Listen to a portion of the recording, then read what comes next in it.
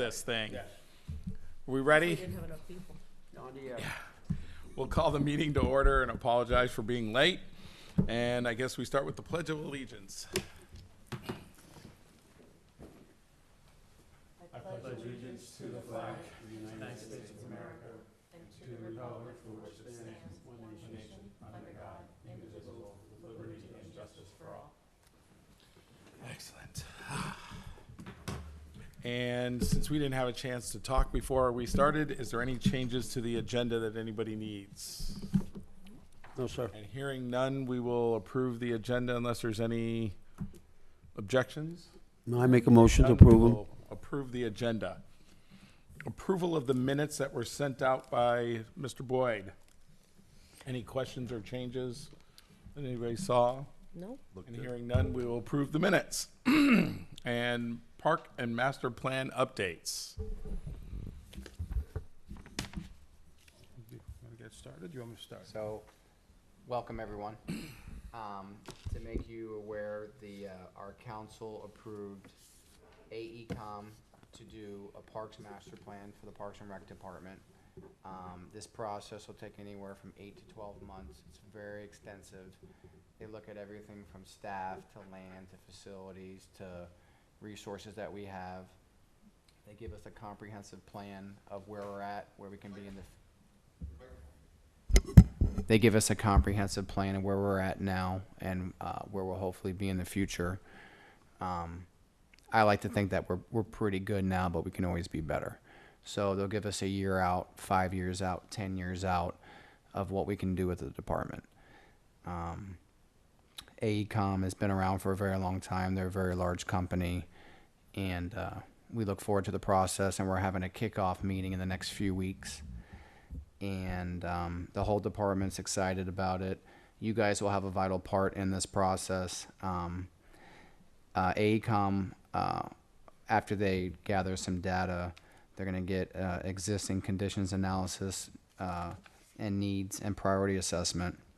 Once they have a lot of the raw data that they need to start the process, they're going to come talk to you guys, and they'll come do a presentation here, give you their findings, see what you're looking for, what have you, and we're looking forward to it.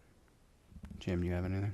No, that's generally it. That's something that we've wanted to really get completed for a while now, and fortunately, council was able to provide the funding for that this year, and we're anxious to see the results. It'll be a good benchmark for us to be able to see how we compare to other agencies and our size. And as Eric mentioned, I think, we probably will compare favorably, but it's always good to have that basis for the comparison so that every year when we go through budgeting, we've got some yardstick to measure against as far as staffing, as far as programming and facilities as well. Was there a specific trigger, or was it that funding was now available and it was just always it was on the back burner to go as soon as we had the funding? Yeah, I think all of the above. I think we've always wanted to do something like this. We've really needed to. Funding was available and timing. Now, coincidentally, it'll also be very helpful because as of this past year, and that we're going through CAPRA reaccreditation again this year, is that it actually is a requirement now. I think we were probably one of only a few, if not the only accredited agency that did not have an actual full master plan. But now it's actually a hard requirement, so that'll help us kind of keep on the CAPRA track to stay accredited by pursuing the process now as well. Excellent. So I think you answered my first question. You've never had this before? No, we've never had a comprehensive parks master plan completed. We've had bits and pieces, whether they be we've done some facility master planning related to neighborhood parks right when the village incorporated. We've had some program and staffing assessments completed over the years, but there hasn't been a comprehensive one that really looked at staffing, facilities, programming all together, while at the same time kind of, again, comparing us to other agencies of our size and in our category. And assess if we're aging appropriately with our community type of idea Right. as well, I A would component imagine. of this is also something we've needed to do more as an update than anything else is needs assessment. So it's one thing to have, our programs that we do have are great, but are we providing what the community wants, needs right now? certainly within budgetary requirements. So that's something we're also going to reach out. There's a component of the scope of work that includes some actual community needs assessment, whether it be in-person interviews, whether it be polling to make it statistically valid. So that'll hopefully also yield out, how we're doing and what we need to do in the next kind of 5, 10-year, 15-year horizon. There'll be a mailed survey, an online survey, multiple night meetings where they invite the community to come, as well as focus groups.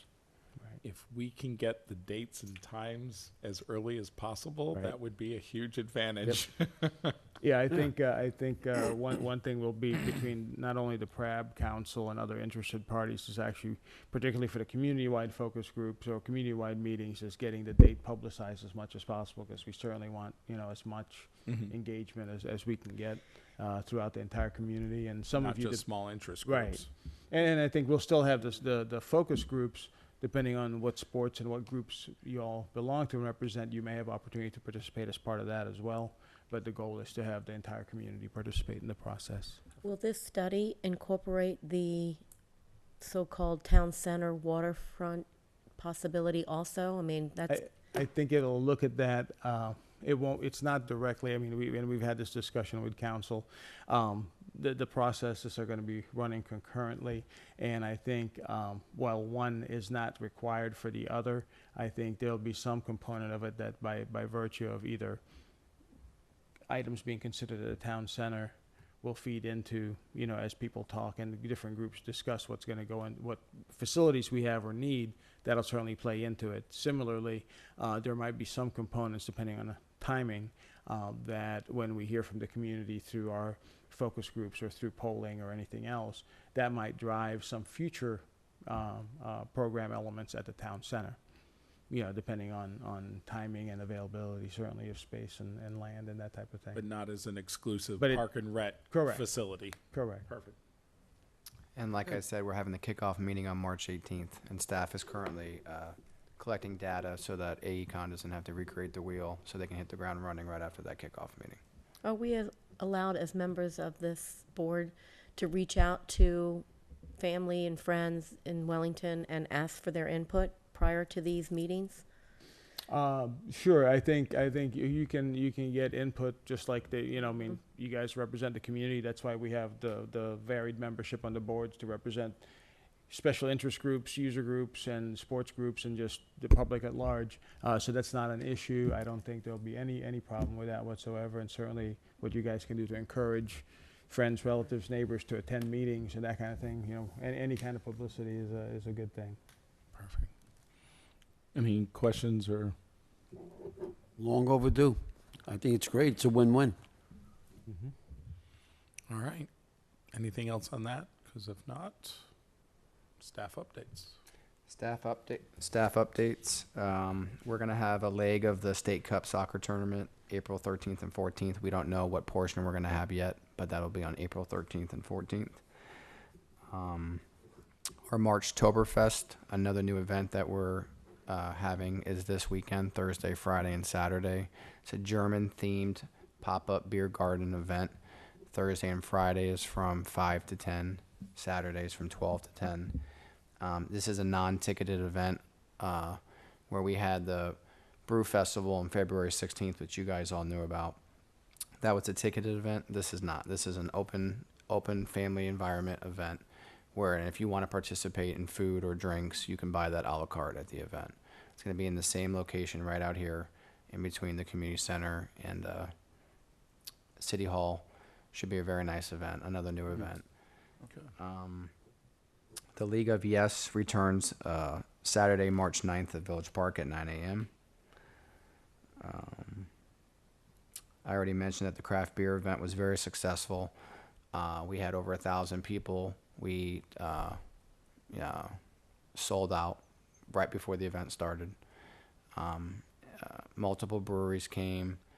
Everyone seemed to have a really good time, and I think we'll be doing that again next year as well. Except there was parking issues, right? Nah, not really. I mean, we had parking at the mall at Beauty and the Beef that was showing people over. So if you did run out of spots here, which we probably did at one point, there was still plenty of parking at the mall.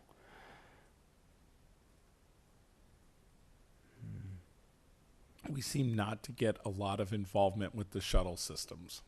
Well, it's interesting. But I think that's for a lot of events. Yeah, it's interesting for the for this craft brew event that we had a couple weeks back, and we had Tribute Music Festival going on that weekend here. We had a swim meet going on that weekend, Green Market in the morning, and the craft beer event. Fewer parking issues that weekend than the subsequent weekend, where we had a lot of interest in the tribute music. Now, there were a lot of Oh, people that's here the one for I'm talking tribute about that had music. the Yeah, there were a lot of people here for tribute music that are the craft beer weekend as well. But for some reason, I think there was enough separation among the events, and I think we really did have quite a few take advantage of the shuttle at the mall, since there was a pre-event and post-event waiting at the sponsor site, Beauty and the Beef, rather than just sitting at the bus stop. So I think maybe that encouraged some folks to participate. And same thing with July 4th. I think we have a lot of use on July 4th because we also run short of parking. And now, in the last 2 years, we've started using it for Fall Fest as well. It's something, I mean, the subsequent weekend, I think we had probably over 3,000 people here for the tribute music event on Friday and Saturday night separately.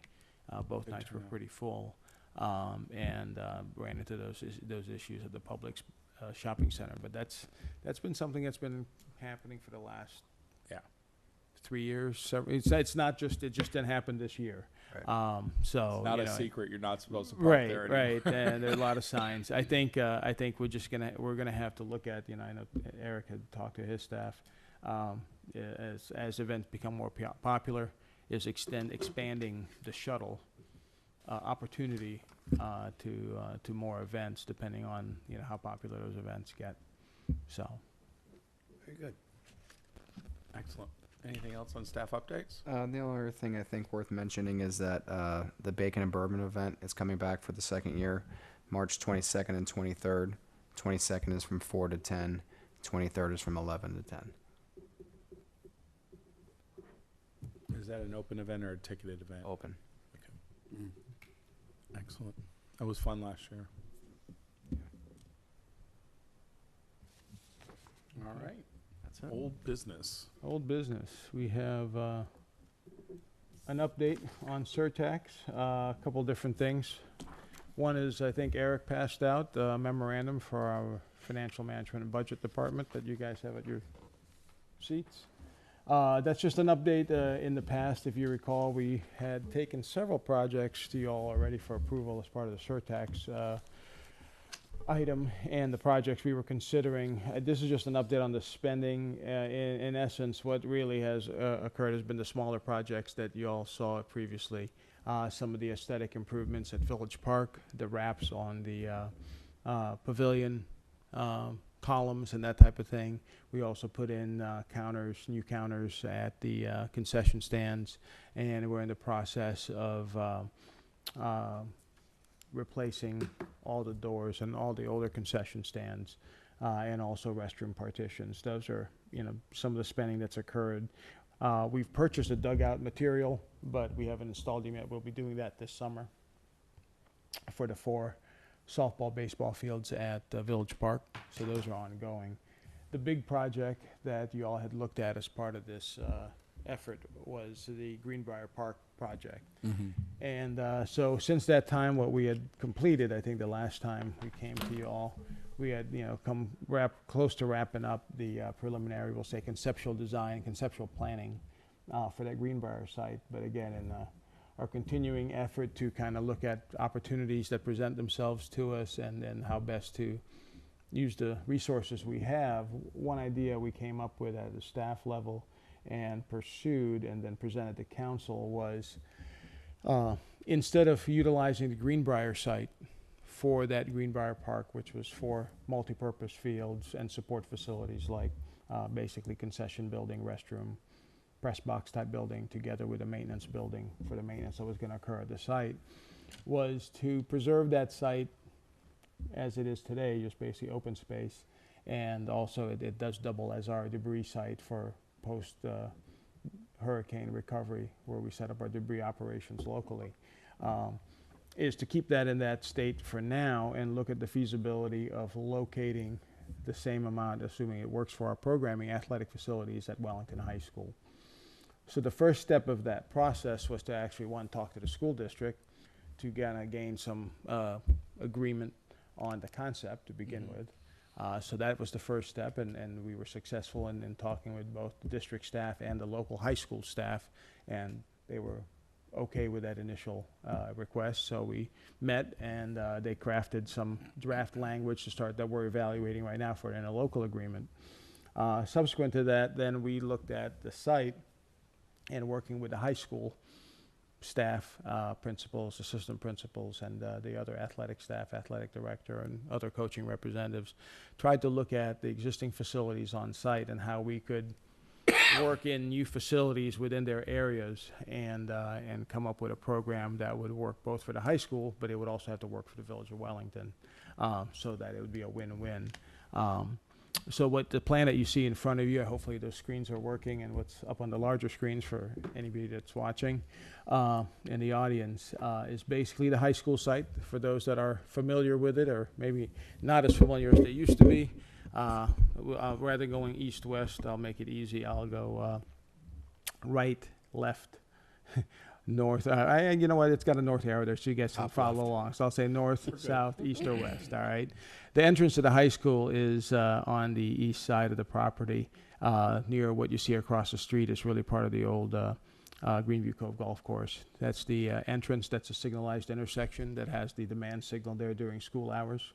That's the main entrance. So located on the northwest corner of the site are green space areas that the school utilizes for basically field practices. All the sports go out there and practice, as well as the band. During the seasons, they really limit the use of the main athletic stadium to games only to try and preserve the condition of the turf. And for those of you that have had students attend Wellington High School, from year to year, you know, it's a roller coaster to see the condition of the turf just because it's so heavily utilized, notwithstanding their best efforts.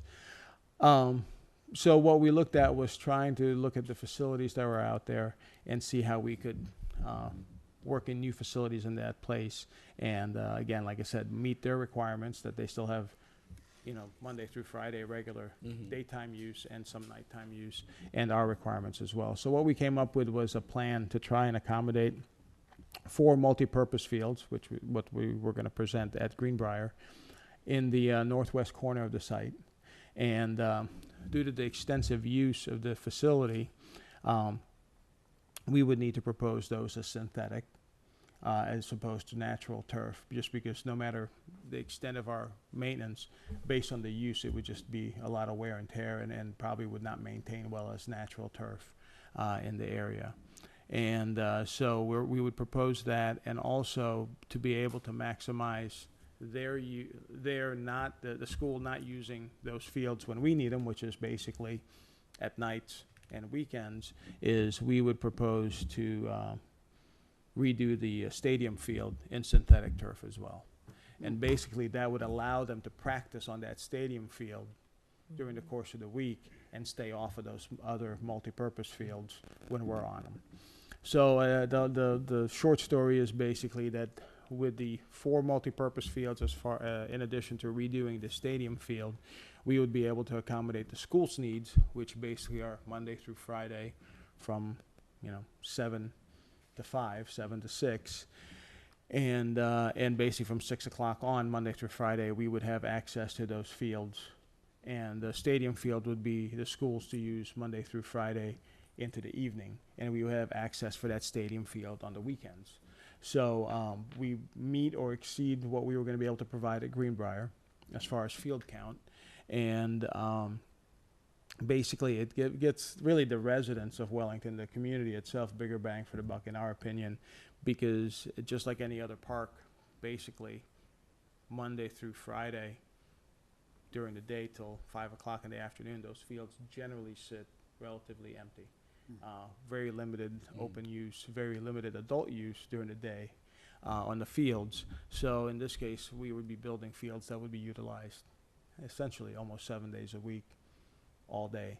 And that's the reason we would be proposing synthetic. Budget-wise, it's an improvement for us because it's gonna be cheaper in the long run to do this as well than a complete Well, I think what the benefit, the offset in some of the costs, and granted, these are preliminary costs based on very Yeah. conceptual plans, is we're dealing with an existing site that's developed Right. versus a totally greenfield site that we have to run utilities and new drainage improvements and that type of thing.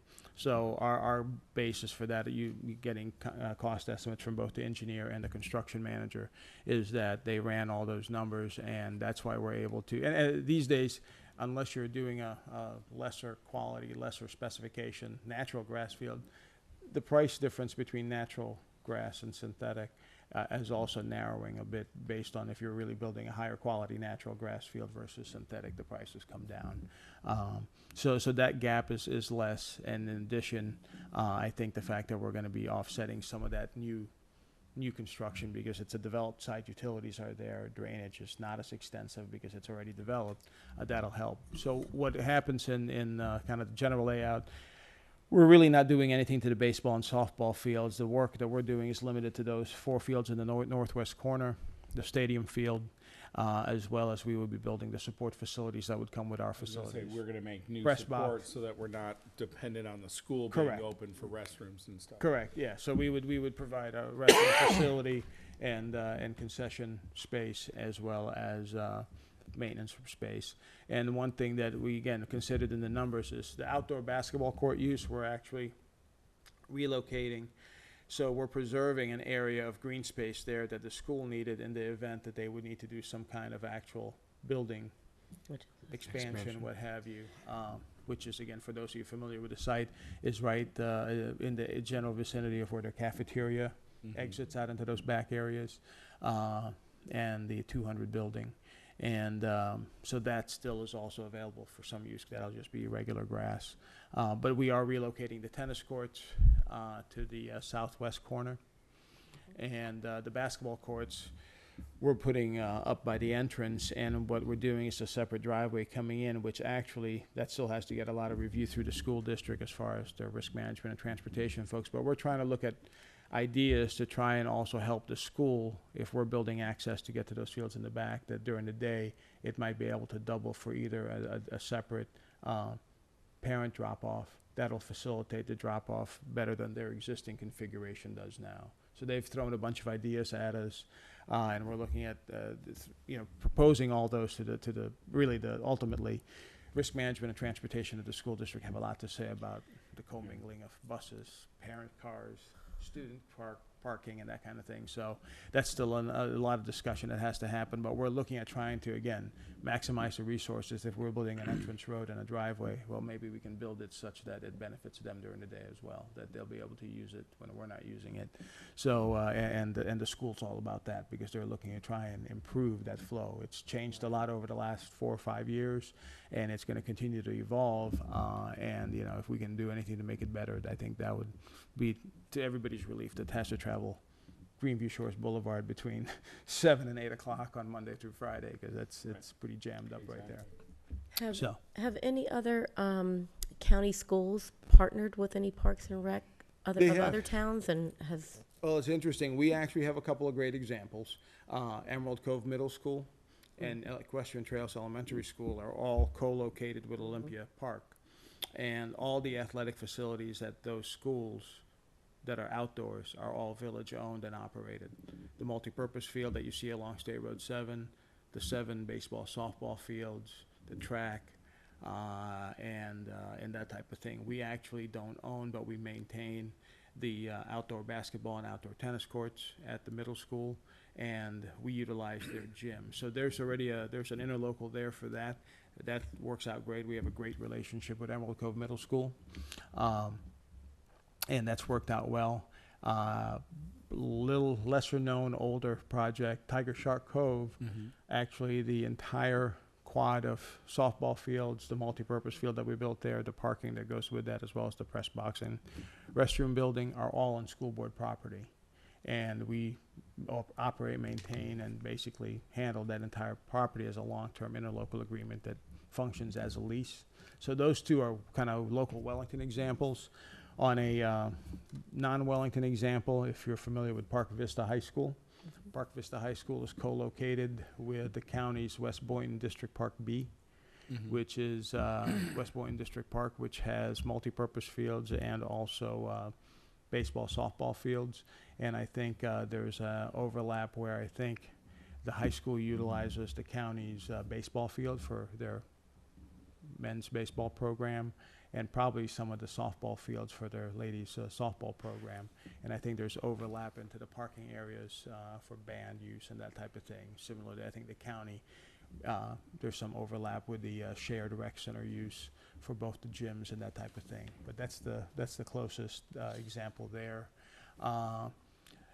One thing on this site is a future coming attraction. It's been no decision on it, but it's something that we wanted to acknowledge in the interlocal agreement, so we wanted to start planning for it. However, council still has not voted on any part of it, and it's not identified in the surtax program at all, but I just figured I'd let you know since it's on the plan, and you might be asking what's it doing on the plan. On the southeast corner of the school site, we've identified a possibility, should we be looking in the future to locate a aquatics facility. We have actually cited that there and determined that we could make the parking work, the site work, and that type of thing within the school property, that we'd be able to do that as well. Is it a second site or Well, is that's it a relocation site? Or? that's the remaining question, is that, you know, whether we would have a second site or would be a replacement site or something in between. But what we would look to do here would be, regardless of whether it's a second or whether it's a separate one, and not a duplicate, but it would be a competitive facility. We would not be looking to locate any kind of a family type, you know, zero depth entry or aquatic playground here. This would be a competitive aquatic facility location, should one be located here. Much like, So even is though this it's a good a bit example. smaller than the one we currently have then? No. Or? No, we would have to be at least the same size or actually have more capacity, since what we have now also has to share space and mechanical equipment and all that with the spray ground and the slides. This would only be the actual pool facility that we Oh, would so you're look not at. looking to relocate the whole Correct. aquatic setup, just the competitive pool portion Correct. of it, and leave the family portion there. That's one of the ideas that's been discussed, or looking Makes at putting more that sense. someplace else. But yeah, what we would put at the high school would only be the competitive portion. And I think, you know, based on our discussions with the school, I think they're certainly supportive of that. There's been a couple of, there's an example of that in Boca, although that one is a good example of a bad example because it's not cited in the best manner possible from what we understand, talking with the school district staff. But they believe that, you know, certainly with the proper I think we planning. have a good standing history of working with the schools. It's waxed and waned over the last 15 Right. years, but even when it's waned, we haven't had a bad relationship, which is the important part of it. But it does take a lot more work, and it does take a lot more diligence to make sure that the people on the other side keep. Our biggest problem in the past was that the people who came to use them, the other teams, sometimes abused the facilities a bit, Right. and it caused some grief for Right. maintenance and the track meet and stuff like Right. that we had. Oh, yeah. Yeah. So I think, like I said, it's not been bad. It's just we've had some years better than others. But I think overall, one of the key things is that over time, certainly in the last 15 years since I've been here, we've just continued to improve our relationship with the actual school staff. The on-site school staff, starting from the principal on down to individual athletics coaches and teacher representatives. But you know, so that's improved over the years, year to year. It's And I gotten know better in and soccer, better. it's been a joy to be able to see 4 or 5 or 6 of the middle schools come to play their games all at one time next to each other in a more of a Right. community environment, and so there's a lot of advantages for the community Right. if we can make it work. So that's what's on deck right now is basically that we are adjusting the Greenbrier site location to reflect the high school site, and so basically we are in the process of looking at this conceptual layout and doing some of the we'll say due diligence evaluations, soil borings and surveys and that type of thing, so that we can get a more refined cost estimate, and assuming everything works out on the discussion end with the school district as far as the operational aspect of it, from risk, transportation, et cetera, I think that we would come back to you and you'll be seeing something moving forward on this in the near future. Perfect. questions? On an off question, the pool, the current pool situation, is that not open to the general public early in the morning for those people who work that want to get any kind of swim or training in?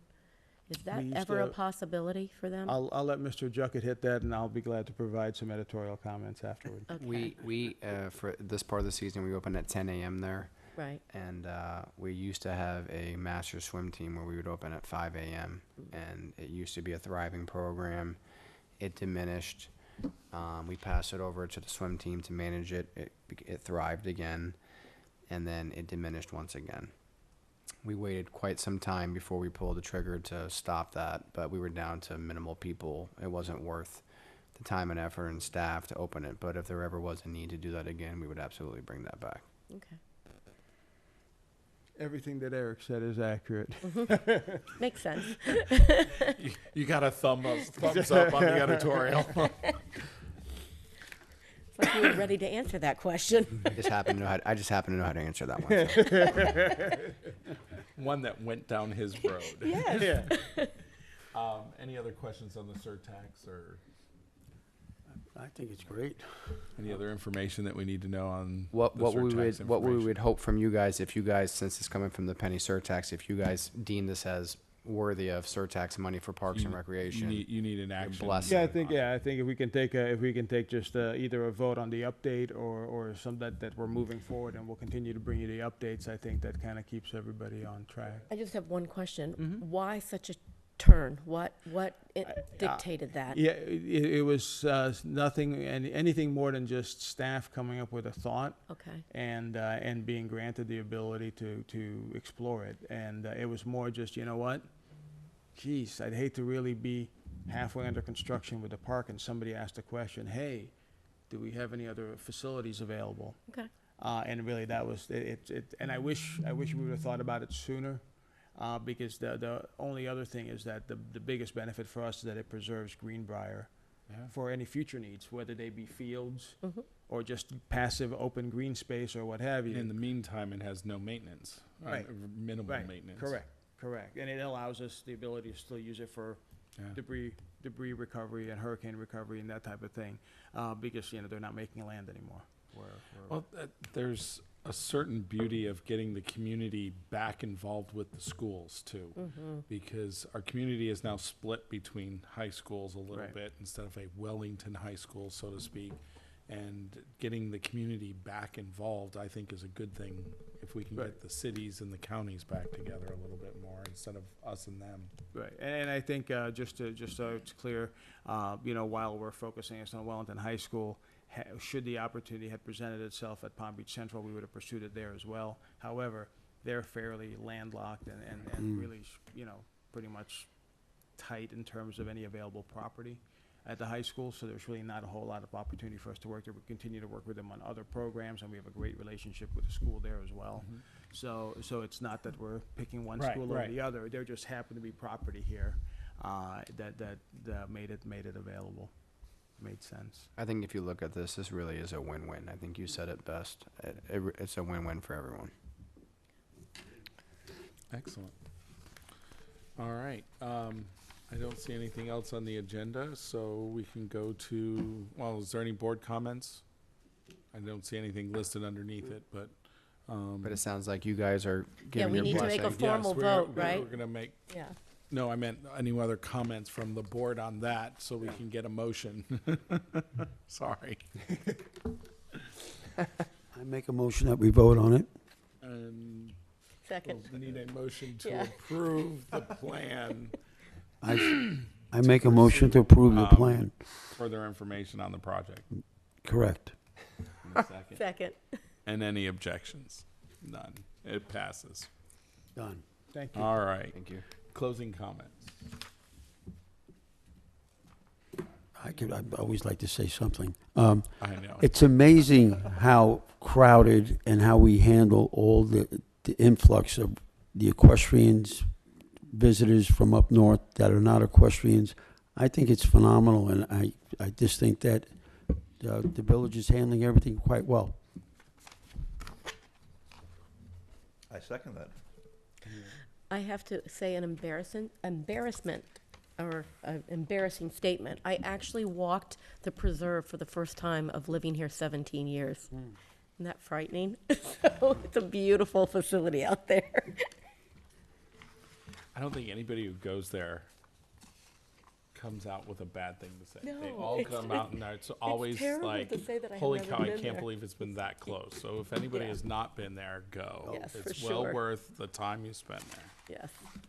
I just want to apologize for being late. I got held up at the hospital or called back to the hospital and couldn't get out fast enough to get here. And apologize. Thank you for making it.